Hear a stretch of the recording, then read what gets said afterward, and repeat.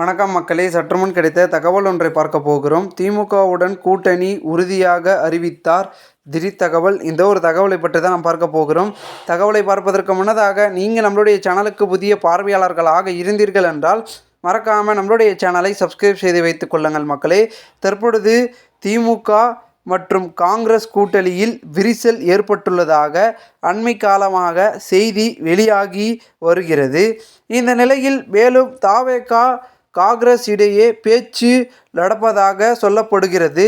இந்த நிலையில்தான் இந்தியா கூட்டணியை யாராலும் பிரிக்க முடியாது என செல்வ பெருந்தகை திட்டவட்டமாக தெரிவித்துள்ளார். மேலும் கூட்டணி தொடர்பான வதந்திகளுக்கு முற்றுப்புள்ளி வைக்கும் வகையில் விரைவில் அறிவிப்பு வெளியாகும் என்றும் செல்வ பெருந்தகை அவர்கள் குறிப்பிட்டிருக்கிறார். மேலும் இதனைத் தொடர்ந்து சமீபத்தில் காங்கிரஸ் மூத்த நிர்வாகிகளாக மூத்த தலைவராக இருக்கக்கூடிய ராகுல் காந்தியிடம் விஜய் அவர்கள் பேச்சுவார்த்தை நடத்துவதாக தாவக தரப்பில் நடந்ததாக கூறப்படுகிறது.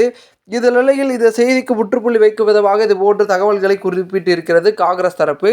மேலும் காங்கிரசுடன் கூட்டணி அமைத்தால் பெருமிதத்தில் தமிழகத்தில் விஜய்க்கு ஆதரவு கிடைக்குமா, அதாவது காங்கிரஸ் தாவேகா கூட்டணியில் விஜய்க்கு தமிழகத்தில் ஆதரவு கிடைக்குமா என்று கேட்டால் பெருமிதத்தில் ஆதரவு கிடைக்குமா என்ற ஐயங்கள் அரசியலில் கொஞ்சம் கம்மியாகத்தான் இருக்கிறது.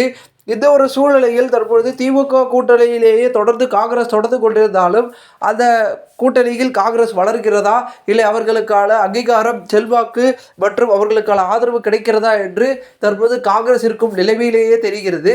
இந்த ஒரு சூழ்நிலையின் அடிப்படையில் தற்பொழுது காங்கிரஸுடைய அடுத்த கட்ட நடவடிக்கை திமுக கூட்டணியில் அதிகப்படியான சீட்டுக்களை கேட்கக்கூடிய ஒரு நோக்கத்தில் இருந்து கொண்டிருக்கிறது. ஏனென்றால் ஒரு பக்கம் திமுக கூட்டணியில் விசிகாவும் அதிகப்படியான சீட்டுக்களை தாங்களுக்கு கொடுக்க வேண்டும் என்று முரண்பாடுகளை வைக்கும் நிலையில் தற்பொழுது ஒரு பக்கம் கூட்டணி ஆட்சி அமையும் என்று எதிர்கட்சிகள் சொல்லிக் கொண்டிருக்க, தற்பொழுது ஆளுங்கட்சியாக இருக்கக்கூடிய திமுகவிலும் அதே கழக குரல்கள் ஏற்பட்டிருப்பதாக கூறப்படுகிறது. இந்த ஒரு சூழ்நிலையில் எப்படி திமுக கூட்டணியில் விரிசல் வராமல் திமுக கட்சி தற்பொழுது தேர்தல் வரை கட்டி காப்பாற்ற போகிறது என்பது தெரியவில்லை.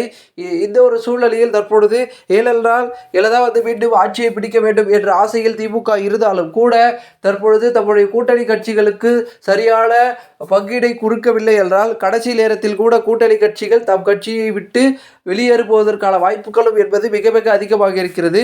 ஸோ 2026 தேர்தல் களம் என்பது சும்மா சொல்லக்கூடிய களம் இல்லை, மிகப்பெரிய அளவிலான மாற்று ரீதியிலான ஒரு முன்னெடுப்பான அரசியல் களம் என்றே கூறலாம். ஸோ பொறுத்திருந்து பார்ப்போம் என்ன நடக்கிறது என்பதை. மேலும் இந்த ஒரு தகவலை குறித்த பொதுமக்கள் உங்களுடைய கருத்துக்களை கூறுகள். போன்ற லீகல் அரசியல் சாதனை நிகழ்வுகளாம் தினசரி தெரிந்து கொள்ள நம்மளுடைய சேனலை சப்ஸ்கிரைப் செய்து வைத்துக் கொள்ளுங்கள். நன்றி, வணக்கம் மக்களே.